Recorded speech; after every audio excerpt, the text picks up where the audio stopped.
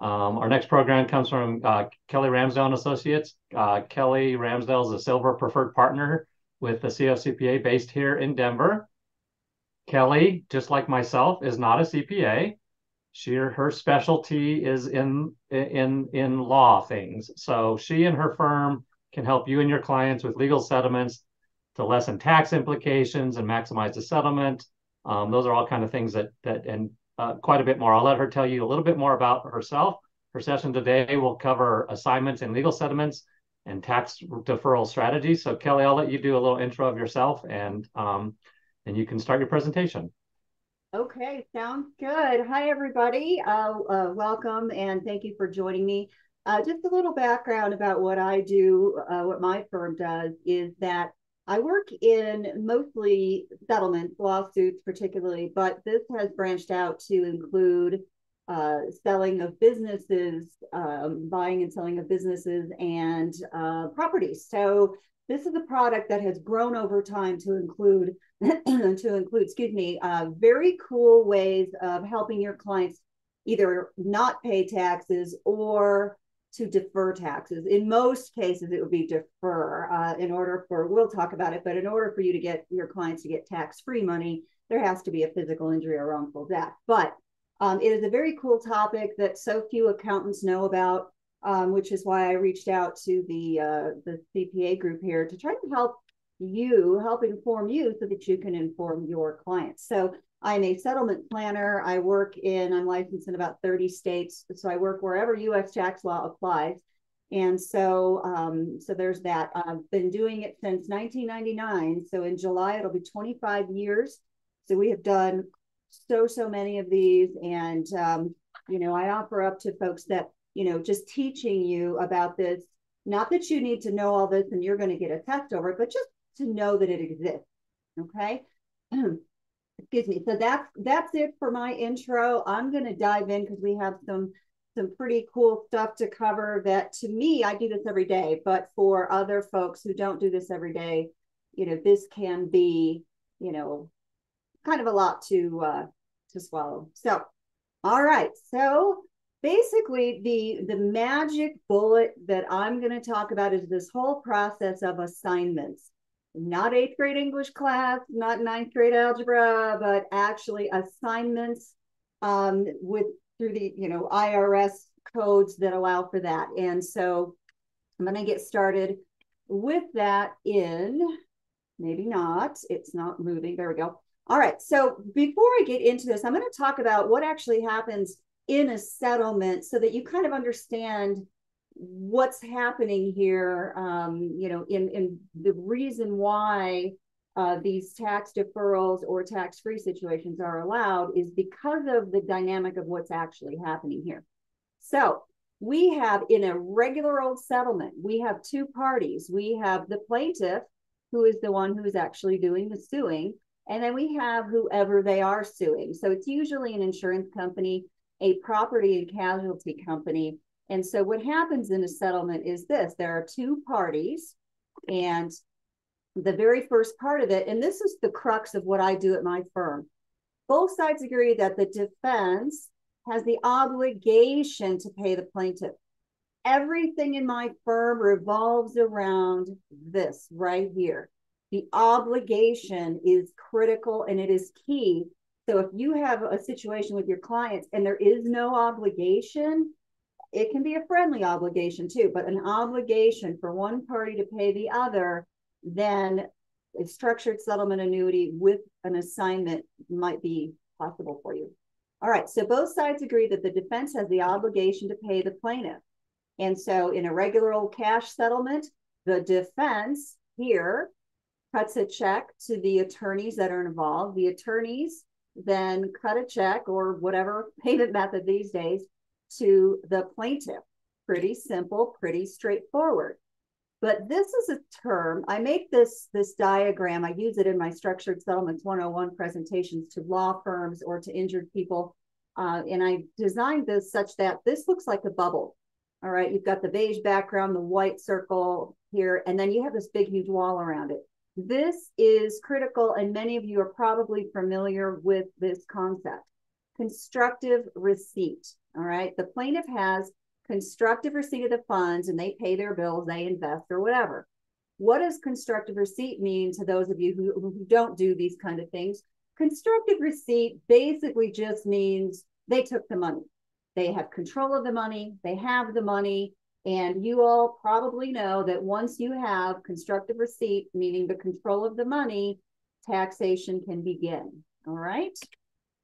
So, but not that you guys care too much about this, but both sides have their full and final release. You may have a client who's on this side of the fence, who's really trying to pay somebody off to get rid of them. Well, in that case, you would want them to know that they signed the payment, the paperwork, and then they are gone. They get to have these people out of their lives. And that is pretty important in a lot of cases. When you can imagine that many times they hate each other after what's happened.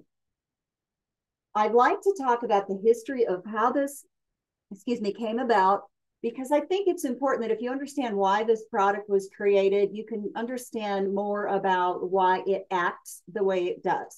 All right. So in the late 60s, early 70s, there were a set of cases where there were physical injury. Some of these plaintiffs did die.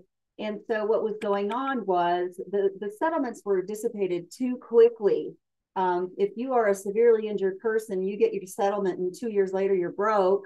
You've all heard about those statistics. Well, that's not a good place for them to be. All right. So there needed to be a vehicle that allowed for payments over time tied to a particular person's life and health circumstances. And that is when structured settlements were born. This particularly physical injury or wrongful death is referred to as qualified. Forget everything you know about retirement funds being qualified or non-qualified. This is a different measure. This is a different definition of qualified. Qualified in my arena simply means physical injury or wrongful death occurred. Okay. So again, forget what you know about retirement. Qualified in my arena simply means physical injury or wrongful death. For those of you who are which is probably most accountants, really interested in the actual section of the IRC, here it is spelled out for you. But it also, here's a more, official sounding definition. It prohibits taxpayers from deliberately turning their backs on income, effectively attempting to select the tax year. You've probably all had some battles with that yourself. All right. Qualified structured settlement refers to the Internal Revenue Code, section 104A2, and it outlines in there that this is compensation for injuries or sickness. All right. And so it includes workers' comp. This is the boring stuff in case you're interested on, as far as why that is. Now, here's where we go with the assignments, which is the meat of our discussion today. Again, a qualified assignment simply means physical injury or wrongful death, remember. So it refers to Revenue Code section 130. Prior to this, a defense carrier had to carry the liability on their books. Can you imagine how crazy that would be? They would want to, cut the tie, right? Be done with it, pay their money and be done. But back in the day, apparently they were okay with it. Section 130 allowed defense carriers to assign the obligation for future benefits. This is what we're going to be doing today, assigning the obligation for future payments to a third party. It's a win-win. Both sides get rid of the other. Okay. Now, section 130 allows assignment of payment obligations. So let's say, John Smith got hit by a bus and, they owe him, $500,000, of which he decides to structure that in such a way that he can take it over time. It allows the payment obligation. So let's say $100 or $1,000 a month. The assignee assumes liability. Okay. And so then it has to fall into these rules here. Periodic payments must be fixed and determinable. For example, $1,000 a month for the rest of your life, guaranteed for 40 years or whatever the number is. Payments may not be accelerated, deferred, increased, or decreased by recipient. Okay. Assignee's obligation is no greater than the entity who assigned the obligation. And here's the beautiful part here. Periodic payments are excludable from recipients' gross income under 104A2 because they're not income. This is damages on account of physical injury. Funds received by the assignee must be used to purchase a qualified funding asset, which is the main one that's used and has been used for 50 years, is a structured settlement annuity. These are not annuities that you go buy from Joe Financial Planner down the street. They are a completely different product that are made for the settlement world. Okay, so keep that in mind. This is a product that most insurance agents have never even heard of. Most financial planners have never heard of. This is why I tell the brief history so that you can understand why this is its own thing. It's its own niche. Okay. Now, this is what is actually happening in a structured settlement, whether it's qualified or non-qualified. And I'll touch on some of the topics, some of the kinds of cases. That would be sexual harassment. That would be a punitive damages case. That would be a civil rights case where there's no physical injury involved. That would mean breach of contract cases, those kind of cases where no physical injury occurred. All right, so what's happening here, back to the whole assignment process, which is what we're talking about today, is that back to, again, everything in my world revolves around the obligation.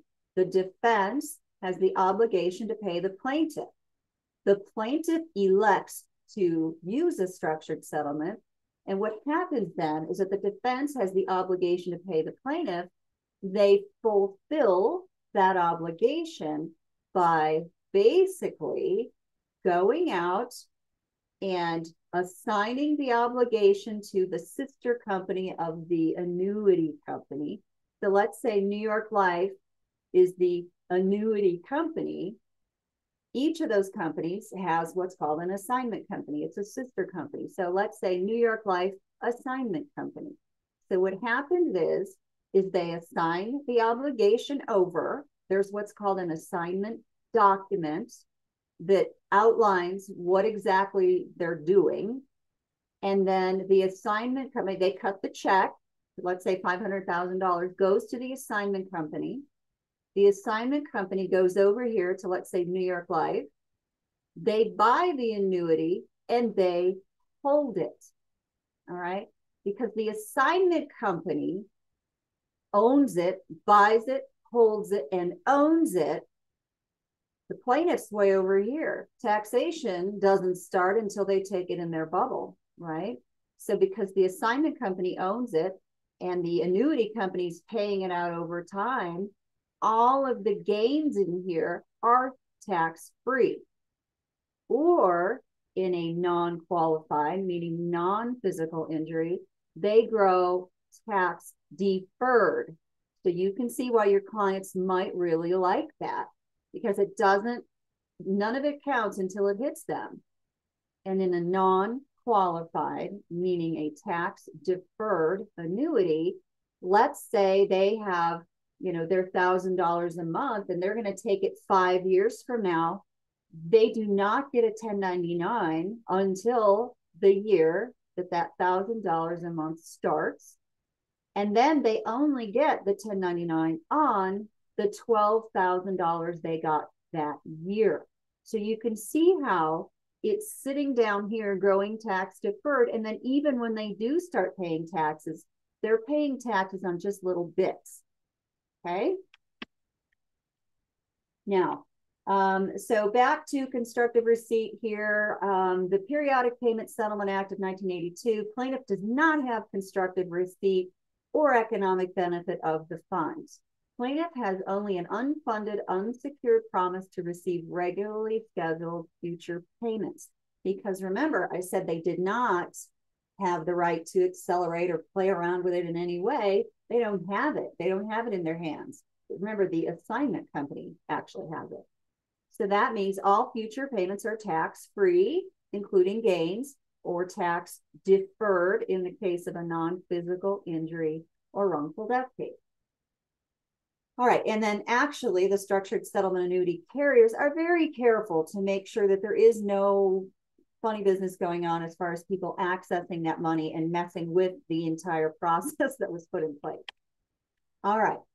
So what happens, we already talked about this, is that the defense has the obligation. They go out, they pay the money to the assignment company, they sign the assignment documents. Also, there's language in what's called a settlement agreement, which is between the defendant and the plaintiff. Kelly? Yes. Sorry, while you're talking about this, there's a question that popped up. Who picks the assignment company? That is something that the actual plaintiff picks. With the help of whoever their broker is, like me, they go find out who has the very best numbers. So there's, MetLife, there's USAA, there's United of Omaha, all of these companies, Pacific Life, whichever one has the very best numbers for that injured person, that is how the assignment company is really decided. That's a good question. Is that good? Okay. All right. So the assignment company then goes out, buys the annuity, and holds it as we already discussed. And it's important to know the plaintiff elects to structure. Not all plaintiffs want one, certainly, and not all defense people or companies will allow it. Okay. All right. There's more about the documentation. The defense issues the check or wires funds to the assignment company. The assignment company goes out and buys it from whichever carrier. The assignment company accepts the obligation for future payments. The assignment company then purchases and owns the structured settlement annuity that will make payments to the plaintiff in the future. And again, both sides get full and final release. Here's another way of looking at it. When you have the plaintiff over here and the payments are coming out, if I can go back and find that grid here. What is happening here is as these payments are coming out to the plaintiff, whether we're talking tax-free or tax-deferred, the way the IRS views this flow of money to the plaintiff is every single payment is looked at as settlement of the lawsuit from 2008 or 2020 or whatever year. If this person is getting lifetime payments, then if they're getting payments in 2067, I did some plans yesterday that the last guarantee payments are in 2068, but they can go longer if they live longer. I'll be 100 years old. But the way the IRS is looking at each of these payments is exactly the same way as they look at this initial upfront cash payment, which is settlement of the lawsuit from whatever year it was settled. So I think that's an important way of looking at it. And that is another way that is helpful, to understand why they're not getting taxed on that or why it is deferred. Okay. We already talked about all this. Okay. Structured settlement annuities. Again, they are very different creatures than what you go get from a financial planner or an insurance agent. They are considered for IRS purposes a qualified funding asset. Again, forget about what you know about retirement being qualified or non-qualified. This refers to physical injury or wrongful death. All right. So like I said, these are not standard retail annuities that you use for retirement, although they can function in that way. Most financial planners are not licensed, appointed, or experienced in these kind of annuities. And if you find somebody who has no experience, you could find yourself, or some people could find themselves in the crosshairs of the IRS and potentially, errors and omissions insurance claims for that, because this is its own thing.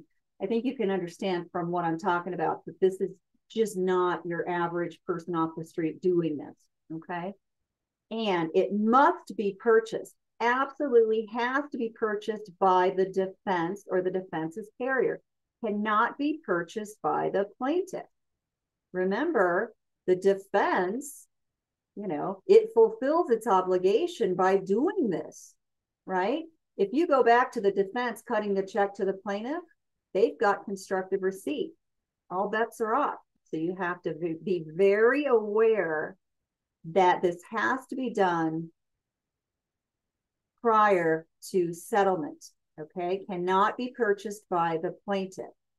And there must be an obligation for party A to pay party B. There needs to be a lawsuit or the potential for a lawsuit. An example is something so hideous happened that an insurance company just knows. I use the example of a couple of airline cases.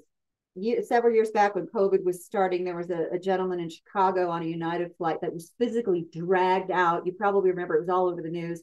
Broke his teeth out. They started throwing him under the bus, all these terrible things. Well, that settled. Actually, I know the attorney who worked on it within hours. Another case was Southwest Airlines. A lady got sucked out the window. If you remember hearing about that. That was such a nasty case. The girl had no fault, nothing. And so obviously they paid that within hours too. So just the potential for a lawsuit is sufficient for this. You could have a case where there's, no physical injury and it was such a bad, let's say, sexual harassment or something that, was so bad that, that might settle, before it hits the news kind of a thing. Not unheard of at all. Okay. All right. So they began as tax-free, but over time they grew.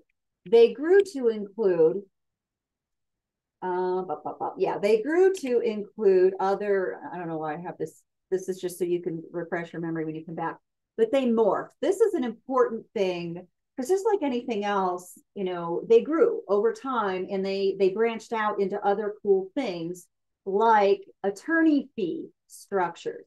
Starting with the child's case, you can look it up. You could, go to my website and get it. But basically what that did was it continued the obligation. Not only does the plaintiff or does the defense have the obligation to pay the plaintiff, but the plaintiff has the obligation to pay their attorney. Pretty clever, right? So basically, this is 1992-ish, that attorneys started being able to structure their fees. So you might have an attorney client who doesn't know about this. You may have, especially in the arena of non-physical injury or wrongful death cases, you may have an attorney who does contract disputes. And well, that attorney could structure his or her fee on that, to break it down over time. Especially now, the lawsuit world is unclogging from the COVID mess. And so you might have clients who have, again, non-physical injury cases that are now starting to come to fruition. And you might have some clients who are, having a really, really good year. We're seeing a lot of that this year, especially now it's year end. So just something to think about. All right. So non-physical injury, so the attorney fee structures then branched out to, well, what else can we use these for? How about non-physical? So punitive damages cases. You hear about, Joe Blow sued, some company and they get punitive damages. You see it all the time in the paper. I think Johnson & Johnson had $100 million. Well, nobody's going to see $100 million, but that's a punitive damage. Injured folks have what's called compensatory damages that compensates them for their injuries, physical or non-physical. When you hear that there was a punitive damage award, I don't know how many of you are old enough to remember Pintos. Remember they would explode when you hit them from behind? That they were also smacked with huge punitive damages. Punitive damages are meant to smack the wrongdoer, not to compensate the injured person. So by the time, and then there were some tax law changes that worked out that, in a non-physical injury case, they can pay as much as 70, 75, 80% of their so-called award to taxes and attorney fees because they cannot write off attorney fees in non-physical injury cases anymore. That happened, I don't know, 5-10 years ago. So, all right. So yeah, what else could we use these for? This is such a cool tool. So here's a list. This is not necessarily a complete list because in my firm, we have had, I try to teach people, attorneys or accountants, to think of the word obligation. So there might be some sort of obligation that we haven't thought of yet, right? So this is not an exhaustive list here. So employment cases, you can't structure lost wages because of FICA and some other things. But if you have employment cases where employment discrimination, age discrimination, that kind of a thing, we can do that. Discrimination, false arrest, breach of contract. We've seen a bunch of those. For example, we had a case in Wyoming 100 years ago, really long time ago, but the two doctors basically were supposed to build on one of those office buildings at the end of the hospital, and the hospital reneged, and the doctors were successful in the settlement and had a breach of contract case, and doctors being high wage earners, they didn't want to take any of that in cash. Sexual harassment, punitive damages, fraud cases, emotional distress cases, property disputes, environmental claims, civil rights, whistleblower claims. That's a good one because whistleblower claims almost never have physical injury components to them. Actually, I haven't seen one that has a physical injury. Okay. So, Kelly, yes. sorry, I have another question just before we go on. Does the plaintiff request the annuity from the defendant, or can the defendant choose the annuity for any settlement? It is usually the plaintiff. Back in the old days, let me see, let's close this. Stop the sharing. Okay. That's a really good question. So let me talk about that for a sec. Back in the day, in the very beginning, when structured settlements were thought up and created, there were some sketchy on the defense side. They used to say, we're going to pay you $1 million, but the present value of that's only 700,000, but we're really paying you $1 million. So there was some fudginess going on there. And so a lot of times the defense would say, you have to do this or it's not going to happen. And so to answer your question, I only work on cases for injured people. And that's people who do that have been around for maybe 20 years or so. I started out on the defense side. I've been doing only plaintiff for about 22-ish years. With the other side coming out, meaning the plaintiff only folks, we have flushed that out such that, with the internet now, what a used car costs. You know what a car costs because you have information, right? And so that's been the job of the people on my side to flush that stuff out such that the defense carriers don't save any money anymore. So they tend to not care. It tends to be almost, I can't even think of a case that I've seen lately or in my past 10 years even that has had any input where the defense is demanding it, other than the US government, go figure. And that has fallen off the rails for a very dramatic and exciting, not exciting, but pretty awful reason that I can tell you about on a sidebar. So it is the plaintiff who almost always wants to do this, but usually they've never heard of it. So the plaintiff attorneys bring it up, and then the plaintiff kind of explores it with somebody like me. And then if they say, yeah, this is pretty great, why would I not want to do this? Then somebody like me becomes involved, and then we teach them how they might like to see this. And then we would, like I said, shop that amongst all the companies. And then, let's say Pacific Life, it has the very best numbers, their assignment companies involved. So it's all around the plaintiff. Was there a second part to that question? Or was that it? Someone, that was it, but someone then asked, can they choose to have a portion of the settlement set up like this? Absolutely. Almost never. There's almost never 100%. As a matter of fact, I tell people you have to have some cash. You just have to. And when you see 100% in a structure, that's for a minor, and it protects minors, which is really, really cool. Because if you do other types of investments for minors in settlement situations, minors can't own stuff, right? And so parents have to be involved, or sometimes parents are gone or passed away, and grandparents or aunts or uncles are involved. and they can invade this stuff, and they can spend the money before the kiddo ever hits age majority. So in a structured settlement annuity, they often, almost always, will structure 100%. And you see how it's more safe for that minor because you don't have any involvement from moms, dads, grandpas, whoever. The assignment company's owning it. So it's a certain way, a very secure way of keeping that money available for minors when they turn 18. But you are exactly correct. The plaintiff would take some cash, some structure, always, unless it's a minor. Okay? Is that good? Perfect. Perfect. Thank you. Continue over here. All right. Okay. Okay, so here we go. As far as non-qualified, remember here is non-physical injury. All right, that list I just showed you. So revenue ruling 2003-115. No constructive receipt in non-qualified settlements because the same reason. Taxpayer has made irrevocable elections. Once the structure is done, it's done. It's locked in there. You can't change it. So it is considered an irrevocable election. As to their periodic payments, yeah, and control of the receipt of the payments was subject to limits or restrictions. They can't just go and say, give me my money that's in my structure. I know somebody will think of, but what about the it's my money and I want it now people?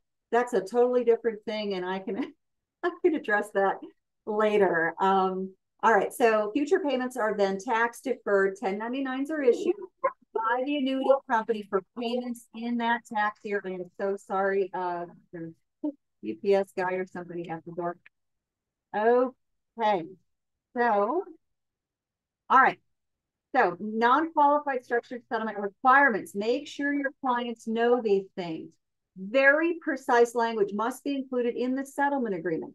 When two people think of buying a house, there's a you know a document that is signed that outlines this is what's included, this is what's not, blah blah blah. In a settlement, a lawsuit settlement, there is also a document. It is called a settlement agreement.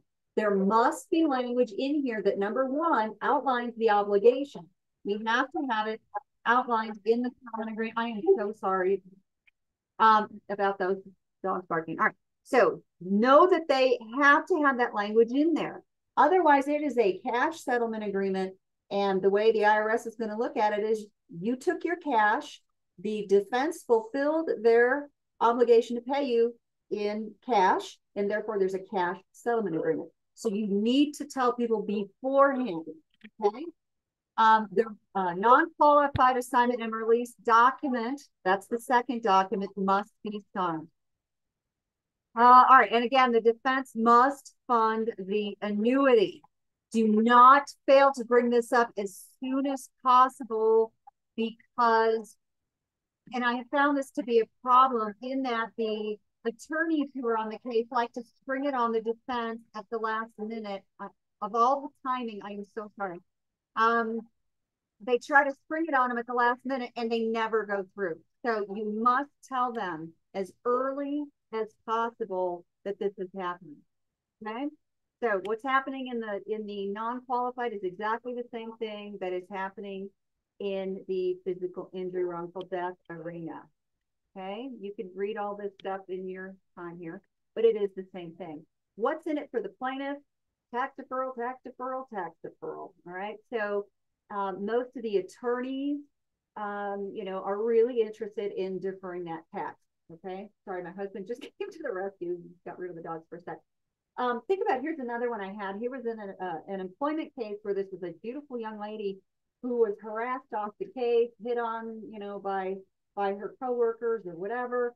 She ended up settling for it was a non-physical injury case, but also non-wage case.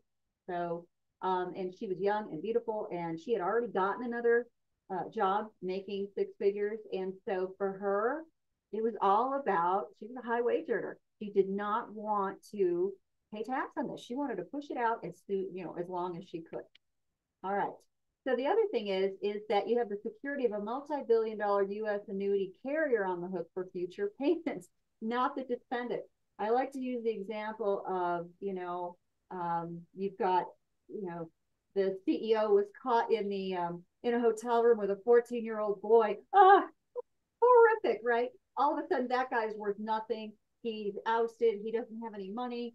The company's stock took a hit, or whatever. Okay.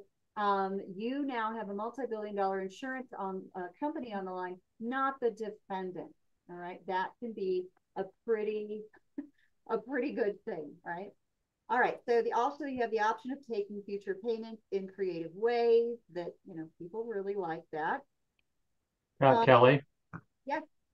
a couple more questions, sorry, while we're on this topic. If I am satisfied that I can make more money by investing in a tax-free security, is there any benefit to a qualified structured settlement? It depends. It's what the injured person really wants. I don't know which exactly. The only thing I know of is tax-free muni bonds. If there's some other thing, then please let me know. But muni bonds have their own set of risks. There's what if they call it early? What if the city, counties, whatever goes bankrupt? There have been cities that have gone bankrupt, and then what are those bonds worth? So, every investment has its own pros and cons. The amount of the distributions they pay, that's probably not the right word, those can go up and down, those can be different. And in this situation, when you're talking about somebody who's been injured, most of them are not interested in any kind of risk, for starters, and to have their monthly payments or quarterly payments go up and down, that is not something that most of them are interested in. Does that make sense? Yeah. Someone else asked, and I just saw it, does this apply to LLCs or corporations? But I'm not exactly sure in what context. So yeah, I'm not sure what the context is there. Yeah, so I need more information to talk about that, to address that. Are they giving you? Okay, yeah. Rachel, if you could type a little bit more information in there, I'll ask that question. So keep going. Okay. All right. So we can swing back to that in a minute. All right. All right. So let's see what we got next here. Oh, and again, freedom from interacting with the defendant in the future is something that's pretty good. What's in it for the defendant? Somebody had asked that earlier. They get their full and final release. Oh, and then you guys are accountants. They get their tax write-off in the current year. That is a big deal. And they don't want to deal with the plaintiff, in the future. Rules of a structured settlement annuity are this. Once they're locked in, they're locked in. They cannot be changed for any reason. So I always encourage lots of questions, lots of illustrations. So they can rule stuff in, rule stuff out. What kind of payment streams might they like to see? Because once it's done, it's done. Remember, they can't have, constant interaction with this money because that gives them control, right? They have the right to collect future payments. That's kind of like pensions. Remember back when people had pensions, they get what they get in their pensions with, they get to select it, and that's really it. It just comes the way it comes. As such, it is not impacted by fluctuations in stock market over time. The terms of the structured settlement are memorialized in the settlement agreement and the assignment document. That is so crucial. The plaintiff can see as many plans as they want to see.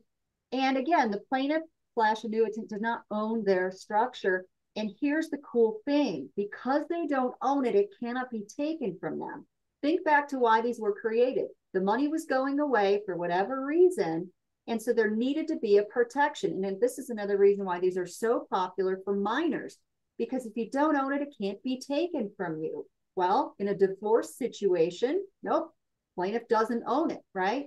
Bankruptcy, again, they don't own it. Once it hits their bank account, then, all things are, on the table. But they don't own it, so they can't say, hey, carve off half of this and give it to me. Or in general liability situations, again, it's not an asset that others can get to, which that's a pretty sexy thing, a lot of people think. And these rules apply for both qualified and non-qualified structured settlements.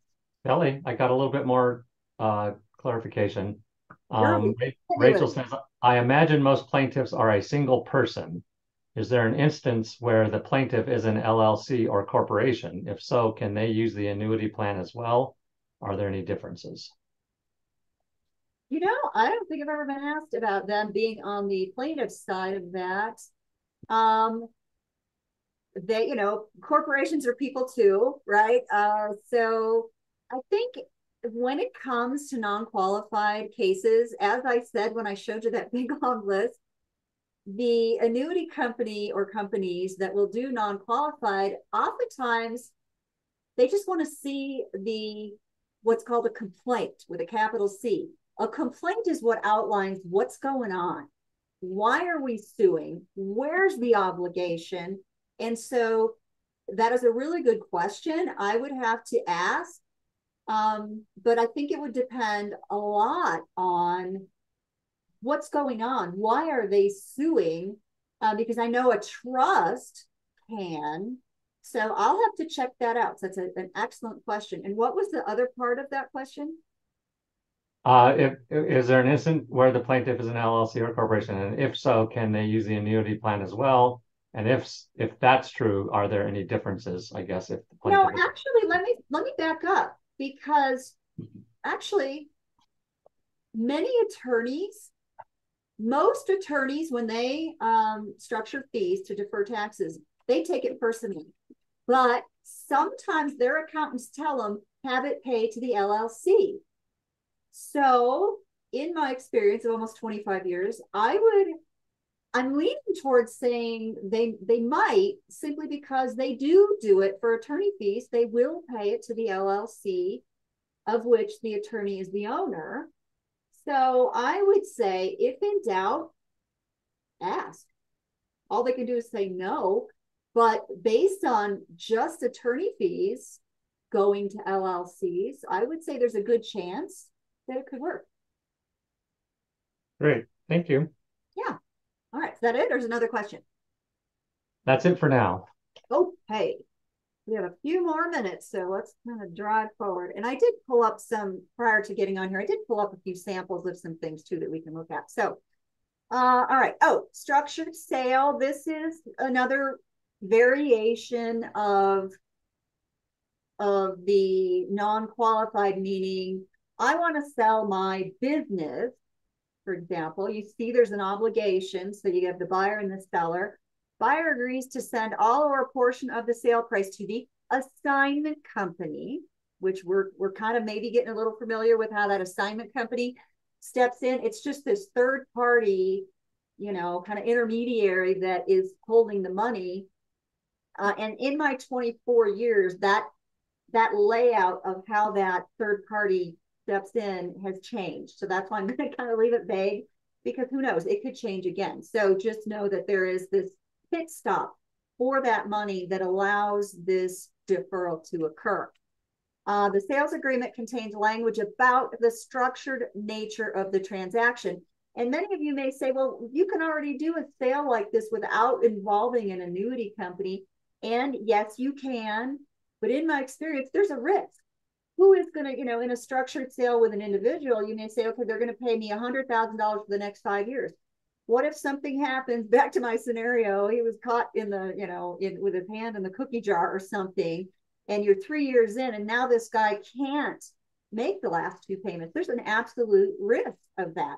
So in this one, again, you would have the multi-billion-dollar insurance company on the hook that is way more likely to be there. So the risk is lessened that the future payments would not be made. Okay, so hustling through this stuff. All right. Structured sale, it's really the same kind of thing. The buyer, would send some in cash to the seller, and the seller would get, their tax consequence on that for that year.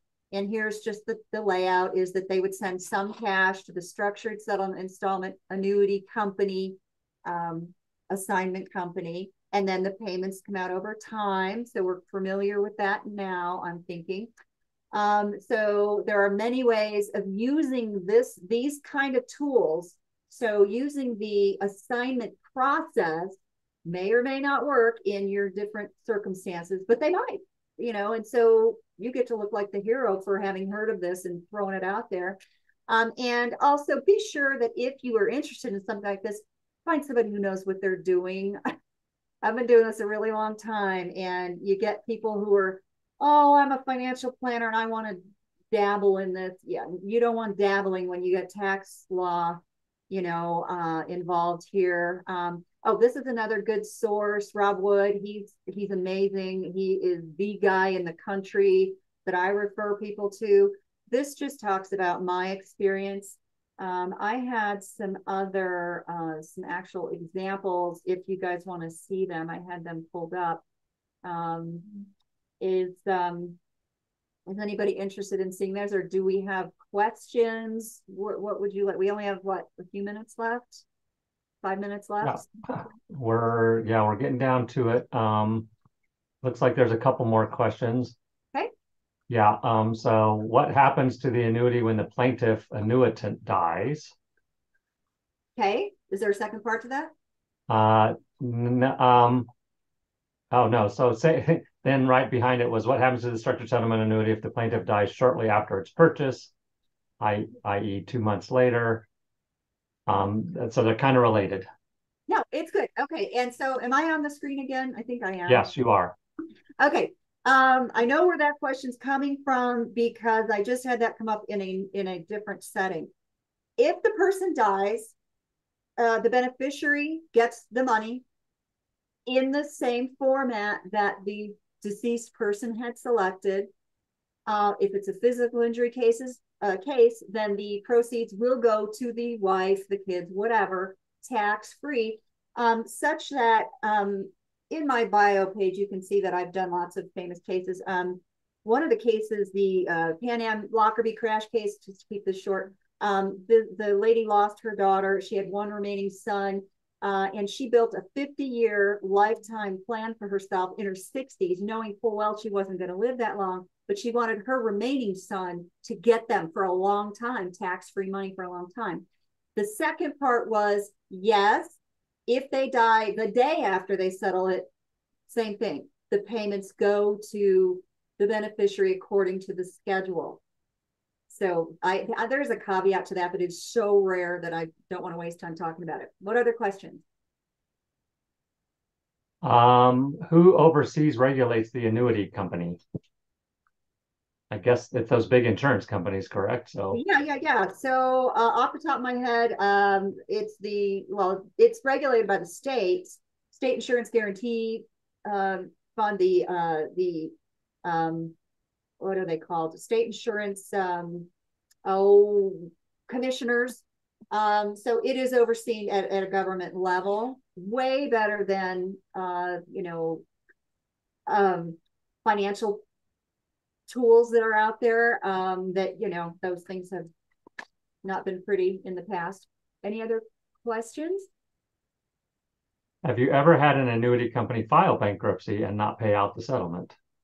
I have seen it, and no, I have not seen them not pay the whole thing. I have another caveat on that, where there were a handful of cases out of the millions that were done, and this was a state of New York issue, that after 35 years, they cut them by 50% if they could not show a need for it. And we rebuilt a case and we got them to continue getting it. But still, after 35 years, the tens or hundreds of thousands, if not millions of annuities that were done, this was about 1,600 of them. After 35 years, they were going to be cut by 50%, not 100%. So to me, for 35 years after the bankruptcy, everything went smoothly. And it went smoothly for 99.9% of the people who had them. So the chance of somebody losing money in an annuity is so slim as to be insignificant. Okay, yeah. And so we are out of time. It's 1:30. We only have 5 minutes break before our next session. So thank you, Kelly. I think based on the questions, I think that was a really good presentation and really valuable to a lot of people. Of course, always encourage you to reach out to Kelly if you or your client have needs of this. Again, her information will be in the follow-up email that comes out. And just feel free to ask questions. It doesn't have to involve money for us. We're here just to answer questions too. So we're always happy to help. Thanks for having me. That's what I appreciate about all my partners is you're not going to get the hard sell. You're going to get the information that you need. and then hopefully it works out for you. So thank you, Kelly. Thank you.